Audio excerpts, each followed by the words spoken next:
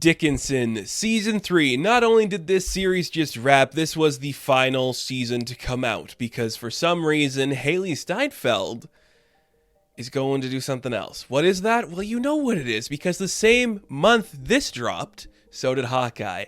And if you had to wager a guess like I do, she's getting paid more for the other one. That being said, and my negativity towards that being outed, Dickinson is one of the rare gems of a show that I think is perfectly encapsulating of what it means to be an artist. It is so personal and intimate, but it just exposes so much about that to you.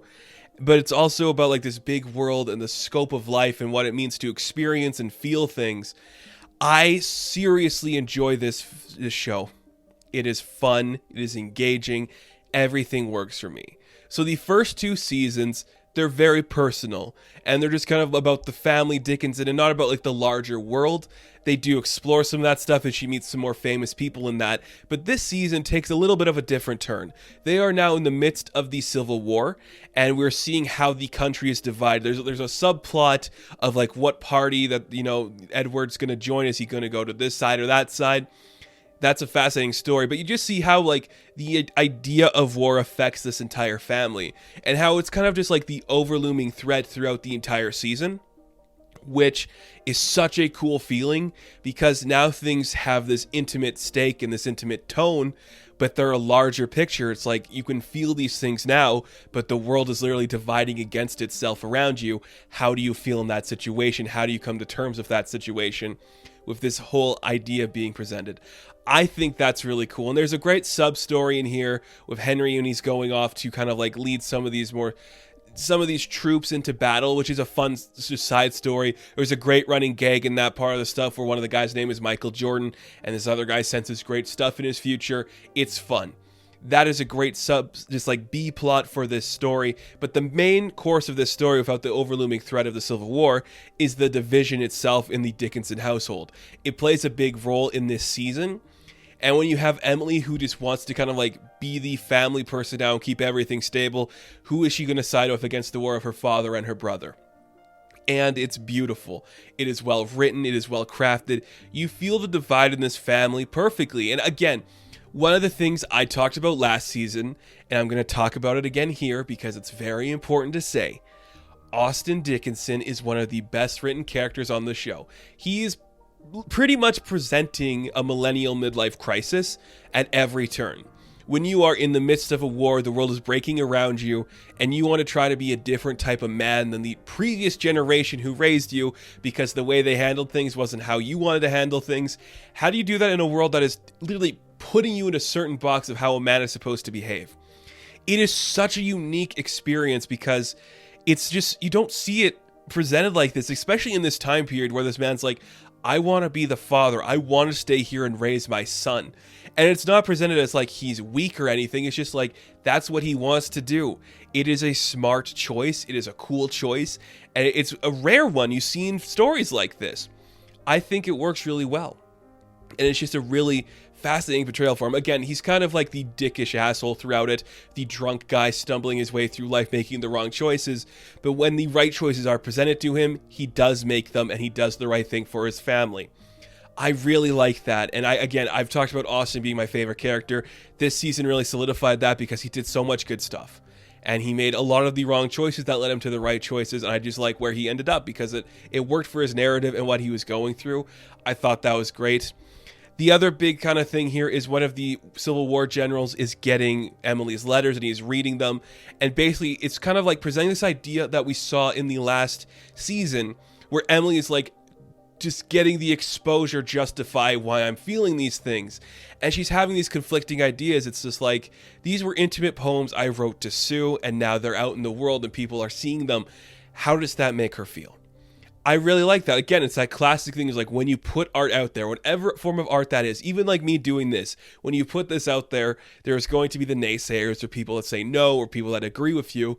It's still an intense feeling to put just like thoughts onto paper or ideas into whatever. It's hard to do. I really like the way they portray that. There's a great scene in the middle of the season where she is kind of just like experiencing like the words of a great poet, and it's played by Billy Eichner, and he's like, in order to write, you gotta live. You can't just like coop up in your house and say, all this stuff. Writers, we are like, we're obsessed with like debauchery and provocative nature, and you have to go out and experience these things. You have to be kind of a whore. You have to be kind of a disgusting person to want to do these things and get into that mindset. And I do like that. Again, I like when we see like writers talking about different interpretations of writing, because the French Dispatch did it this year, and that was just like, it's just this stoic poem, and like writing's fun sometimes. It's kind of hard and depressing. This one's like, to feel the things that you are putting into paper, you have to live them. You have to have that impact with it. You have to be kind of a disgusting, disturbed slut in a sense. And Billie Eilish's just shouting at her like, what are you? Are you? Do you have these disgusting thoughts? Do you have these perverted ideas? And she's like, yeah, I love Sue. And he's like, oh, okay, now we're talking. And that's kind of like the push to kind of get Emily back into the spirit of things. And that works really well, and it's played perfectly. Now, I talked about Hailee Steinfeld a little bit. She is a good actress. She's done some stuff, I think it's a little bit hit or miss, but man, she just really sells this.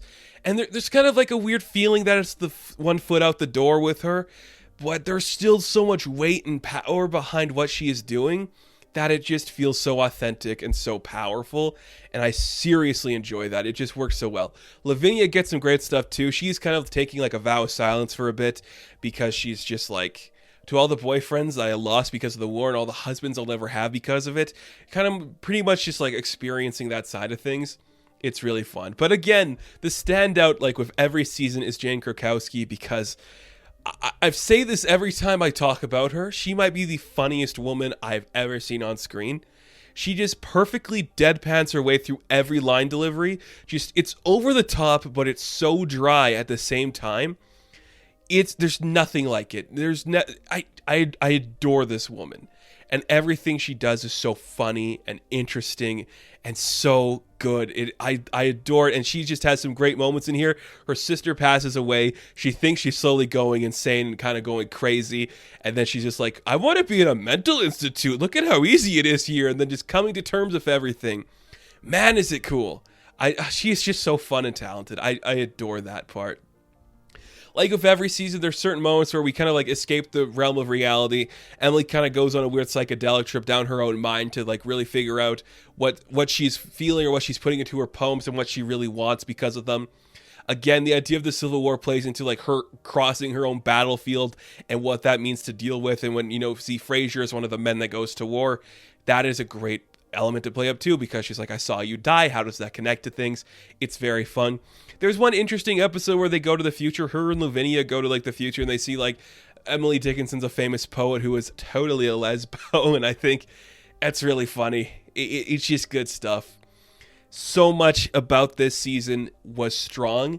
It took a lot of interesting ideas in terms of writing, what it means to have your words out there, what it means to have more than just one voice support you, what it means to be, like a freak and like be different and like the outsider, because essentially people who write are the outsider. That's always how it's been. When you put stuff to paper, that's not the standard that everyone does, and something about that just makes you a little bit different. And how do you present that, and how do you feel those things? And just having the idea, just like the family divide between the old generation, the new generation, how you raise a son or a child, that is such a strong thing to see. But at the end of the day, it's about Emily Dickinson's coming to terms with what her words mean, the impact they are going to have, and what she wants them to do. And that is so cool, and it's so strong. And the fact that we can do 3 seasons of a show like that and have those feelings matter and have those ideas presented in a positive and uplifting way, it means a lot. And I wish we were getting more of this show. I hope it could come back in some form, because it's just nice to see a hidden gem like this take opportunities, experience art in like this weird subversive genre where it's just kind of fun, kind of quirky, but deep and romantic and just insane. I've never been the biggest fan of Sue's character on here, and I think sometimes she still comes across as annoying, but you really buy the way that her and Emily care about each other. And that was one of the strongest elements of the latter half of this season, was just seeing like Emily admitting she loves her, Sue admitting that she loves her, and them coming together because of it. A lot of this worked so well. And I want more people to watch Dickinson because it's a strong, positive story. It takes so many great choices and does a lot of great stuff with them. It's such a good show. The acting, the writing, the characters, every single moment of Dickinson is fun. And this third season is dark, it's subversive, and goes to some interesting places. And again, if you are a writer, if you are a creator, something about you has to be seen, and that makes you different in any capacity than the standard person. And presenting that in a positive light is always something I adore seeing. So I loved this season. I love this show. I am going to miss the hell out of Dickinson. And man, is it just good to have a show talk about writing in such a positive way. So Dickinson Season 3, I am going to give a 10 out of 10. It's that good. Seriously. So thank you guys for watching this review. Be sure to like and subscribe to the channel. As always, you can check me out on Instagram, TikTok, and Twitter. And I will catch you in the next one. Have fun. Stay safe. Good luck.